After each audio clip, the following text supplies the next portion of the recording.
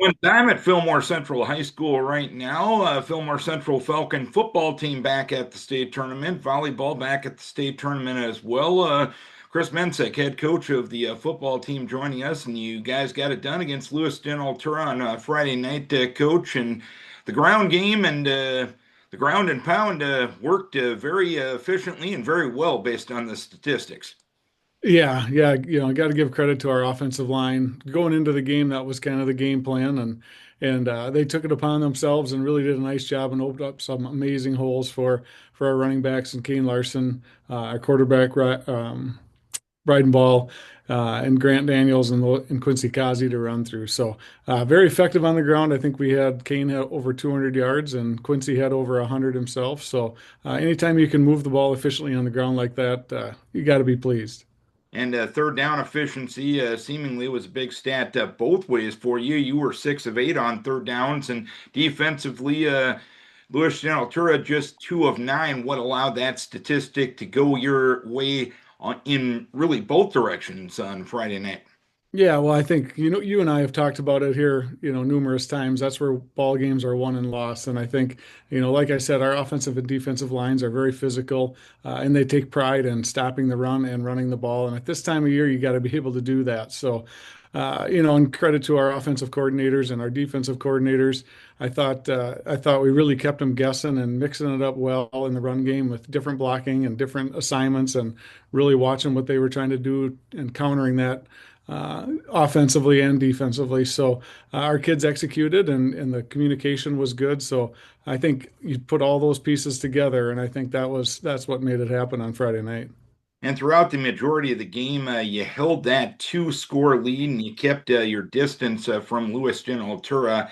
How important was just having that comfort through really 3 quarters of the ball game? Yeah, in a game when both teams are wanting to run the football and the clock runs, each possession is so important. So I think, that was kind of the plan is if you can get the ball and score early and make them chase you. We've had that kind of mantra with our kids here the last few ball games. I think against teams like that, that's important.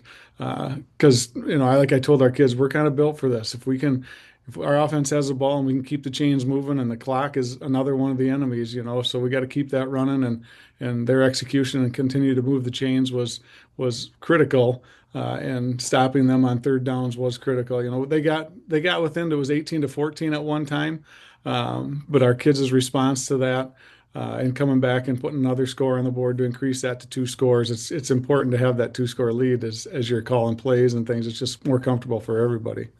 And that physical mindset that both teams wanted to instill on Friday night, physicality when it's 30 degrees as compared to 60 or 70 degrees when you were playing 3, 4 weeks ago, seems like an obvious question, but how much of a difference is that as the weather gets cooler?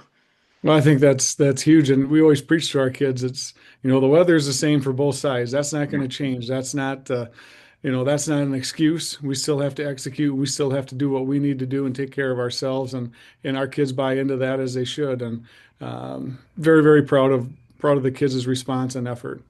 And 3 trips now to the state tournament and 4 seasons for you. You didn't get there last year. Collectively, how hungry was this group to get back and to be playing here in the second weekend in November?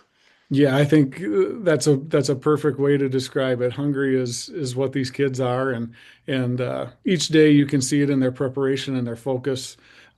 As we go each day, they get amped up just a little bit, and their intensity ramps up. And by Friday night, they're ready to get going and get the job done. So, putting the work in all week, it's just amazing to watch these kids go to work and get together and their camaraderie and finding ways to continue to get better, and make each other better. It's been fun to watch and fun to be a part of. When you stand on that field and lose a section final game, and to see that burning inside them all year long, to get back to that, to have another shot and another opportunity, and for them to realize that first goal, that's something special.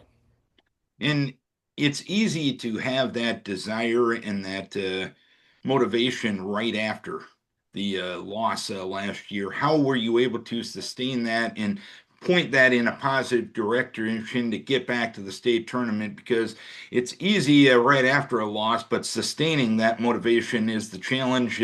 But your kids were able to do so. How'd you get that done?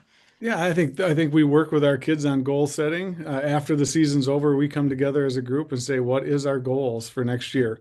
And it's important not only to set those goals, but it's important to revisit them. We'll send them back and we'll remind those kids, remember, this is our goal. They write them down on our whiteboard in the locker room.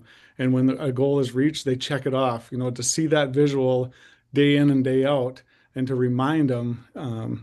We always say, investment equals return. I don't care if you're talking money, if you're talking time, whatever it is, right?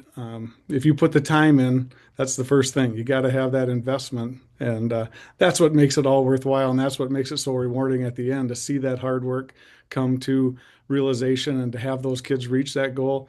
It's like I said before, very, very special. And how cool is it in the school right now? You guys are in the state football tournament, the volleyball team qualifying for state once again this year. As the athletic director, you're obviously involved on both things, but how cool is the environment and the vibe around Fillmore Central right now? Oh man, it's a great vibe. The communities rally around these teams so well. They travel well. If Fillmore Central is going to play, we're always going to have great support. I don't care if it's at the games monetarily, in actions and pep fests and putting up signs all over town. Our communities are very, very supporting, and I think that these kids, they recognize that as well and work hard for them. And in the weight room in the summer, it's fun to watch our girls and watch our boys. We have an outstanding turnout, and that's what it takes. I think they push one another, and I can see the same focus in our girls' eyes. They went up there and with a goal in mind and accomplishing it. To see those kids do that, that's what education-based athletics and education is all about: is helping kids get them where they want to go, and when you can accomplish that, there's a sense of pride in everybody. It takes a village for sure. No doubt about it. Your football team, next opponent, Murray County Central, coming up on Friday night.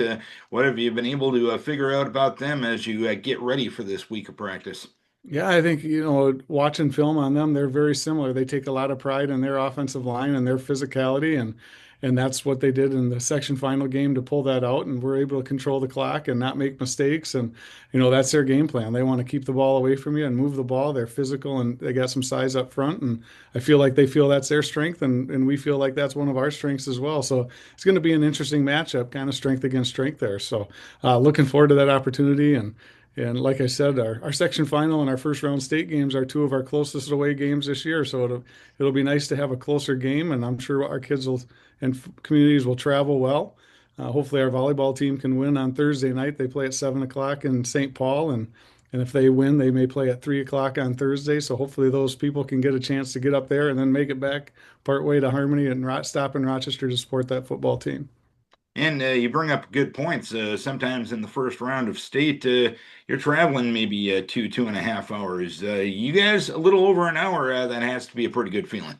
That is a good feeling. We were at Dover Yoda, which is a similar distance from where we're going this week. And it was kind of funny. We get on the bus after the game and we were already almost to Chatfield. And the kids were like, whoa, we're almost home, and that was, they're not used to that. So, yeah, it's nice to be home and not be on that bus so long. But like I said, our kids are ready and they'll travel wherever they need to and they'll be ready. All right, Coach, keep kids healthy. We wish best of luck, and hopefully we can preview a semifinal matchup next week. Best of luck to you Friday night in Rochester. Sounds perfect. Thanks a lot, Darren. Chris Mensink, head coach of the Fillmore Central Falcons. It's Fillmore Central and Murray County Central Friday night at 7 at Rochester Mail.